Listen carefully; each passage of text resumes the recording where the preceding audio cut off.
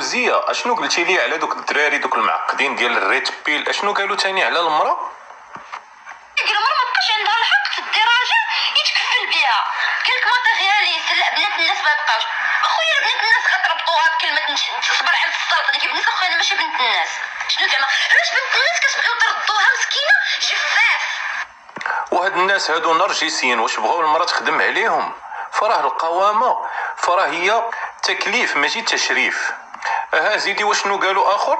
علاش اخويا بنت الناس جفاف؟ علاش اخويا بنت الناس ماشي هي اللي يكون عندها الزهر؟ وبنت الناس صبرت على شرافه وصبرت على عفته وصانت راسها حتى تجي دير نتايا الكدار باش دير الله جفاف عندك في الدار.